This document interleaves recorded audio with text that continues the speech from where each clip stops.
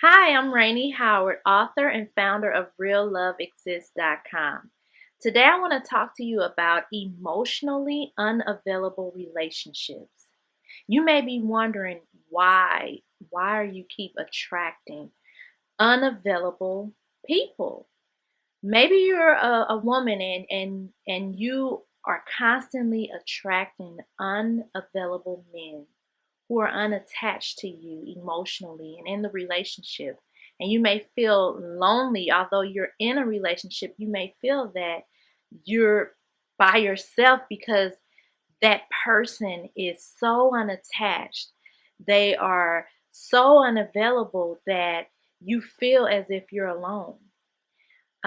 Maybe it's a relationship that you've had for a while, or maybe it's a new relationship. So I want to help you to understand why you're constantly getting in these relationships with unavailable people. And I'm also wanting you to take a look within and see how you can improve yourself, which will also help you to improve your relationships. So, I want to give an example of someone who constantly attracts unavailable relationships. I knew a person who I was helping. I'll just say her name was Mary. And Mary was she was in a relationship at the time, but the guy she was dating, he also was in other relationships. She was finding out that he was cheating on her. He had another relationship, but it seemed as if she couldn't let go of him. He would come back. He knew how to manipulate her and get her into believing things that were untrue, or believing that he was going to commit to her and he was going to leave the other person. And he told her all these things about the other person he was with that he didn't like, and he really wanted to be with her. But he seemed to have a hard time of just letting go of those other relationships. And she had a hard time letting him go. It was just a toxic relationship and she couldn't pull herself from it. And she was like, what's wrong with me? Why do I keep allowing him to come into my life and use me and just come whenever he was ready? And and she just kept telling me how she felt just so mistreated and just so used. And what I noticed with Mary was that she had a pattern of that type of relationship. A year before, she was in another relationship with an unavailable um, partner. And so there are some things when it comes to attracting people who are unavailable, or emotionally unavailable people. There are some things that I want to encourage you to take a look within yourself. And when you look at you and really analyze what's going on in your mind, it's going to help you to make better decisions. It's going to help you to be free from some of the toxic relationships, whether it's a romantic relationship, a friendship, but you can really draw certain people into your life and not even know it. So I wrote down a few things. I'm going to read them off to you, and I want you to just feel free to take notes or consider these things and think about your relationship. So, one of the reasons why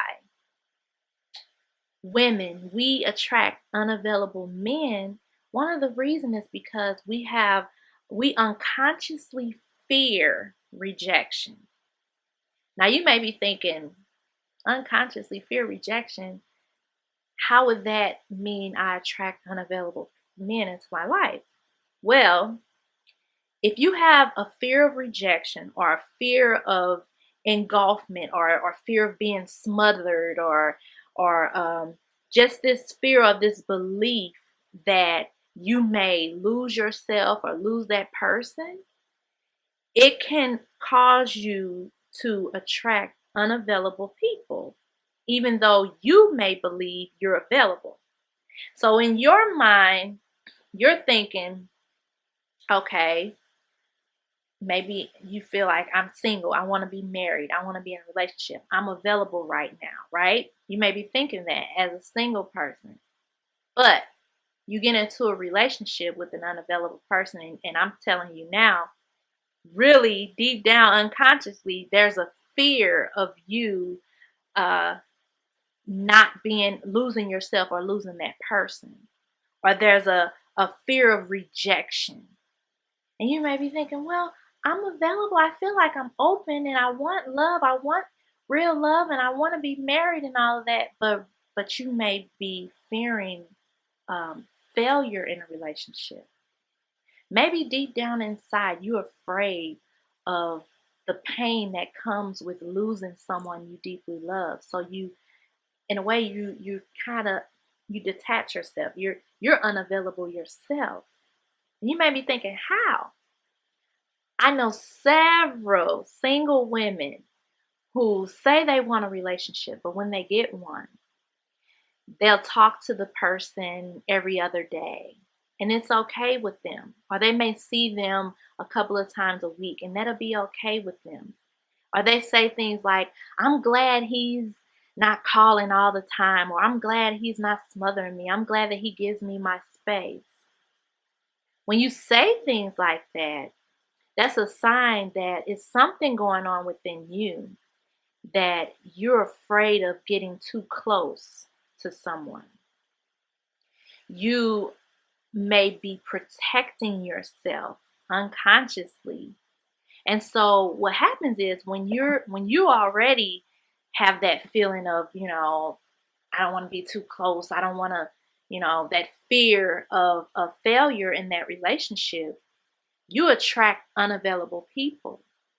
That's why a lot of times there are certain women who attract married men. And it's really something psychological, and it's really something going on within. You're attracting these men who really aren't available, because even though they're married, it's kind of like these women who attract married men, it's like there's a safety in that because they know that the relationship can only go so far because he's married. Now, see, here's when it gets really risky and dangerous, or it can be overwhelming, because emotionally, you can begin to really fall for that person and open up, even though you feel like, oh, we have our space. I see him every so often. It's not too much, but really, you can get to a place where emotionally you want more of him, but he's not going to give you more of him because he's in another relationship, right? So it's so important that you look within. And you may be thinking, well, no, I don't think I'm unavailable, or I feel, or I'm, fear of rejection or fear of losing them, or well, maybe you need to do some journaling and consider some things in your life, in your childhood, some beliefs that you may have. Because a lot of times it's not you. I mean, you're wonderful. You're awesome. Many of you have so much you can offer in a relationship. You have so many things that you can bring to the table. But that fear, it's like you're in this prison and you can't break free. That fear of rejection, or that fear of what if he hurts me, or what if he leaves me, or what if this happened, or what if that happened. So you keep this distance that protect yourself. But then and then you attract unavailable men who come in, and they have distance too, and they like that distance. They want that distance because they're protecting who they are, and they're protecting, and they have fear issues, and they want to be safe, and they don't want to open up emotionally, and they don't want to connect spiritually and intimately, so they shy away. So it's really something you want to think about for yourself. Just that fear of losing your partner, or the failure of the relationship. And what would it do to you? Or what would it do to love, or your belief of love? So it's a deep rooted fear of commitment. I know a lot of times, You hear a lot about, certain men who have this fear of commitment or fear of settling down, but women are like, oh, let's get married, let's stay together. But there are women who have that same fear of commitment, the fear of being too smothered, or the fear of settling down. Or it's just like I said, it could be the fear of losing that person or being hurt. And so the way that they protect their self is by that distance. But if you're in a relationship with someone and you miss days without talking, or miss days without spending time, and you really can spend time and talk to each other, if work is not causing a divide, or travel is not causing a divide, you really could be together, but you choose to have this space and you're comfortable with that, you should really question what's going on inside, because you may be attracting unavailable people into your life because you're unavailable. So I really want to encourage you to think about some things that I said, and how can this impact your life? How can you relate to it? I want to share something in my book, Addicted to Pain: Renew Your Mind and Heal Your Spirit from a Toxic Relationship in 30 Days. I want to share just a little paragraph in the book. It's from my chapter, Getting Free from Unhealthy Emotions. It says, a woman with a broken heart, lack of self-esteem, and a depressed mindset seeks to heal herself through a romantic relationship with the man she just met. But what she fails to realize is that she's attracting a toxic man.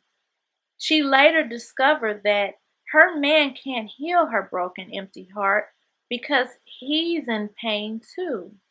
Instead of healing her broken heart, lack of self-esteem, and depressed mindset, her pain is escalated to more heartache and pain from several layers of toxic love. As we know, hurt people hurt people.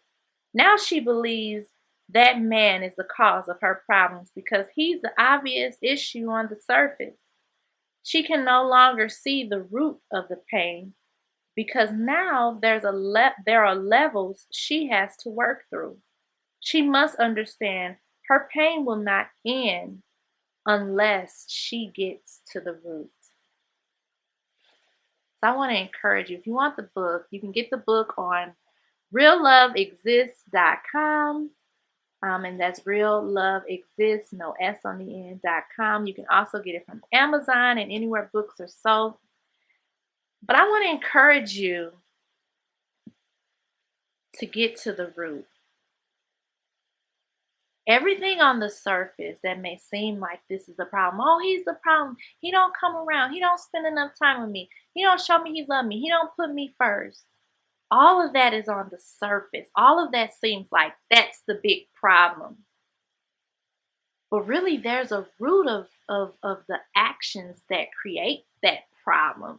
And I always say, it's not so much about that person being the problem, but why are you accepting it? Why are you allowing it? So when you get to the root and you really understand what's the root cause of the decisions that are being made and the relationship that's allowed, you'll be able to free yourself from emotionally unavailable relationships. I pray that this message blessed you, and I pray that you learn something and you think about this, and I want to encourage you to journal and to meditate and pray on that, because really, once you understand why you do the things you do, you can really understand where certain things come from and how you can prevent them in your life. So I pray that you continue to stay connected with me. Subscribe to my YouTube channel. Also, I want to encourage you to follow me on social media, Facebook, Instagram, and Snapchat under Rainey Howard. Thanks so much for watching, and be blessed.